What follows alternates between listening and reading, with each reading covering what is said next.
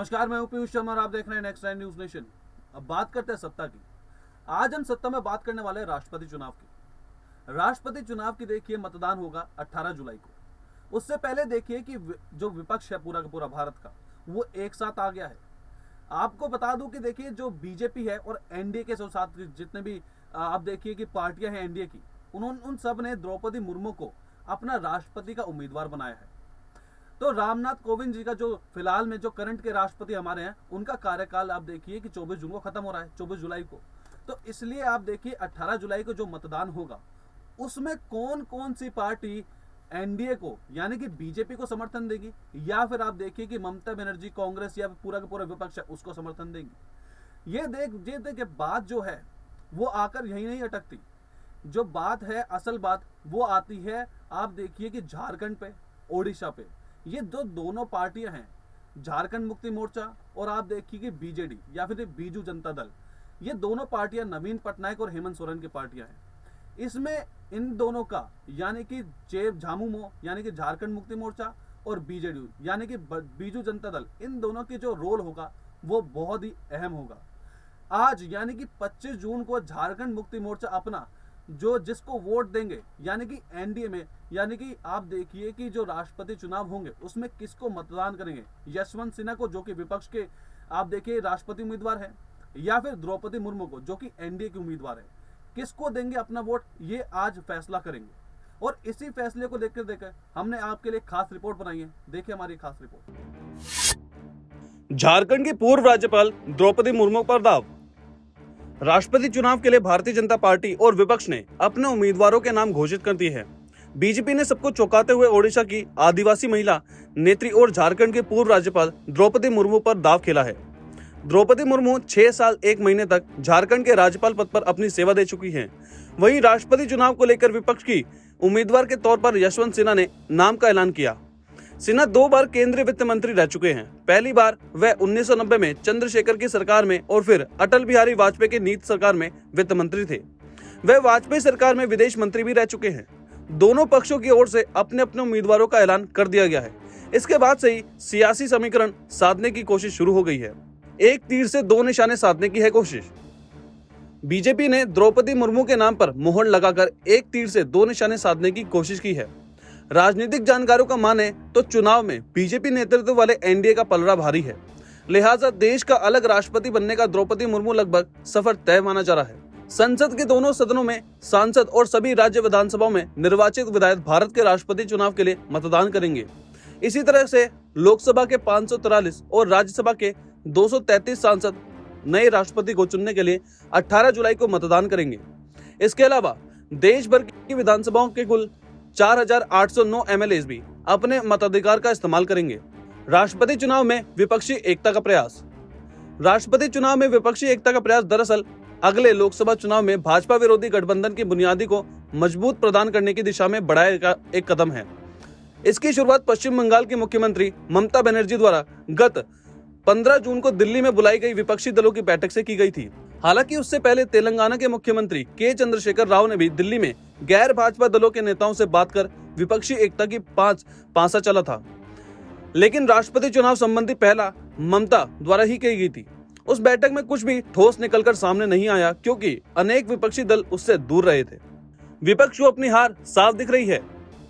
वामपंथी दलों को बैठक में बुलाने के तरीके पर ही आपत्ति थी, लेकिन उससे बिना किसी फैसले के खत्म होने की तोहमत से बचने के लिए ममता बनर्जी ने गोपाल कृष्ण गांधी और डॉक्टर फारूक अब्दुल्ला का नाम उछालकर औपचारिकता पूरी कर दी थी। शरद पवार बैठक के पूर्व ही राष्ट्रपति चुनाव लड़ने से इनकार कर चुके थे। चूंकि विपक्ष को अपनी हार साफ दिख रही है, इसलिए विपक्ष ने मुझे बूझे दिल से यशवंत सिन्हा के नाम की घोषणा करके औपचारिकता पूरी कर दी है। राष्ट्रपति चुनाव में इतनी दयनीय हालत पहले कभी नहीं देखी गई थी। विपक्षी दलों से संपर्क कर आम सहमति। गोपाल कृष्ण गांधी पिछले चुनाव में भी विपक्ष के संयुक्त प्रत्याशी थे, किंतु भाजपा ने रामनाथ कोविंद को उतारकर जो दलित कार्ड चला उससे विपक्ष के समीकरण बिगाड़ दिए। हालांकि एनडीए के पास इस बार कुछ मत कम पड़ रहे हैं, लेकिन उनका आत्मविश्वास ये दर्शा रहा है कि उसने लगभग 2% मतों से उस टोटे का बीज बीजू जनता दल और वाईएसआर कांग्रेस की मदद से ही पूरा कर लिया है। बावजूद उसके भाजपा विपक्षी दलों से संपर्क कर आम सहमति बनाने की कोशिश कर रही है। द्रौपदी मुर्मू को उम्मीदवार घोषित कर विपक्ष की चिंता बढ़ा दी है। विशेषकर हेमंत सोरेन के लिए बहुत मुश्किल होगा पहली आदिवासी राष्ट्रपति उम्मीदवार का समर्थन ना करना। राष्ट्रपति चुनाव एक तरफा हुआ करता था। छत्तीसगढ़, झारखंड और ओडिशा के कांग्रेस विधायकों के सामने भी यही दुविधा रहेगी। यद्यपि एक जमाने में कांग्रेस के मुकाबले विपक्ष के काफी कमजोर होने के राष्ट्रपति चुनाव एक तरफा हुआ करता था। केवल 1959 छोड़कर जब स्वर्गीय इंदिरा गांधी ने कांग्रेस के अधिकृत प्रत्याशी नीलम संजीव रेड्डी के विरुद्ध तत्कालीन उपराष्ट्रपति वीवी गिरी को उतारकर आत्म की आवाज पर मतदान का आह्वान करते हुए कांग्रेस के विभाजन का रास्ता साफ कर दिया था। वामपंथी दलों ने इंदिरा गांधी का साथ दिया और काशमकश में भरे चुनाव में श्री गिरी ने दूसरी वीरता के मतों से 15,000 की बढ़त लेकर भारतीय राजनीति में इंदिरा युग की शुरुआत कर दी थी।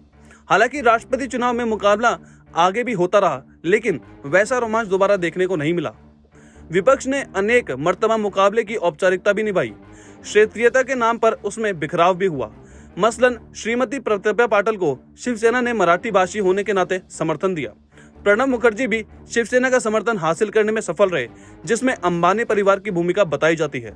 लेकिन कांग्रेस जैसी राष्ट्रीय पार्टी आज इस स्थिति में नहीं है कि राष्ट्रपति चुनाव में अपनी ओर से एक प्रत्याशी का नाम तक विपक्ष को सुझा सके। क्षेत्रीय दलों के सामने वह किस कदर दबी दबी नजर आने लगी है, उसका ताजा प्रमाण यह चुनाव है, जिसमें देश की सबसे पुरानी पार्टी की कोई भूमिका नजर नहीं आ रही। शेष विपक्ष के बिखराव का कारण भी कांग्रेस की उदासीनता है। भाजपा देश के आदिवासी समुदाय के और महिलाओं के बीच में अपनी पैठ को मजबूत करने में जुटी है, लिहाजा उसके लिए द्रौपदी मुर्मू एक बेहतरीन विकल्प है। मुर्मू बीजेपी के लिए काफी कम काम भी कर चुकी है और मोदी शाह की करीबी भी मानी जाती है। यही नहीं, पूर्वी भारत में जुड़े जमा ही बीजेपी को द्रौपदी के सारे ज्यादा लाभ मिलने की उम्मीद है। राष्ट्रपति चुनाव के अंकगणित में भाजपा और एनडीए का पलड़ा भारी है और ऐसे में मुर्मू का राष्ट्रपति चुना जाना लगभग तय है। जीतने के बाद द्रौपदी मुर्मू देश की पहली आदिवासी राष्ट्रपति होगी। उनके पहले ही देश की पहली आदिवासी राज्यपाल बनने का रिकॉर्ड दर्ज है, लेकिन बीजेपी ने उनके नाम के आगे बढ़ाकर देश की आधी आबादी को बड़ा संदेश दिया है। बीजेपी को महिलाओं का बड़ा समर्थन। हाल ही के चुनाव में बीजेपी को महिलाओं का बड़ा समर्थन मिला है। यही वजह है कि अब बीजेपी महिलाओं की उपस्थिति को नकार नहीं सकती है। विपक्ष वैसे भी बीजेपी पर कैबिनेट में महिलाओं की भागीदारी बढ़ाने और महिला सशक्तिकरण बिल पास कराने का दबाव बनाता रहा है। ऐसे में देश के सर्वोच्च पद के लिए सामने लाना, वह भी सबसे वंचित आदिवासी वर्ग से उभारने का एक मजबूत राजनीतिक संदेश है। 2024 के लोकसभा चुनाव की रणनीति। इतना ही नहीं, बीजेपी की 2024 के लोकसभा चुनाव की रणनीति के लिए भी यह एक कारगर कदम साबित हो सकता है। बीजेपी ने मुर्मू के जरिए सामाजिक और जातिगत समीकरण को साधने की कोशिश भी की है। दरअसल देश की राजनीति इन दिनों दलितों और पिछड़ा वर्ग के इर्द गिर्द घूम रही है। आम आदमी पार्टी अब गांधी के नहीं बल्कि बाबा साहिब अम्बेडकर के नाम पे आगे बढ़ रही है। पूर्वी भारत में इस समीकरण का बड़ा महत्व है, लिहाजा भाजपा की सामाजिक समीकरणों की रणनीति भी इससे साफ होती है, क्योंकि उसने 2017 में दलित समुदाय से रामनाथ कोविंद को राष्ट्रपति पद का उम्मीदवार बनाया था। अब बीजेपी ने आदिवासी समुदायों को लाने वाली द्रौपदी मुर्मू को उम्मीदवार बनाया। बीजेपी की चुनावी सफलता में इन दोनों समुदाय का बड़ा योगदान है। वह इन दिनों आधारों के मजबूत बनाने में जुटी हुई है। इसमें कोई दो राय नहीं है कि द्रौपदी मुर्मू के नाम की घोषणा से विपक्ष के हौसले पस्त होते हैं। यशवंत सिन्हा चुनाव मैदान में जरूर दिखाई देंगे, लेकिन विपक्ष को नतीजों का इल्म हो चुका है। फिलहाल सत्ता में इतना ही। आप देखते रहिए नेक्स्ट 9 न्यूज़ नेशन।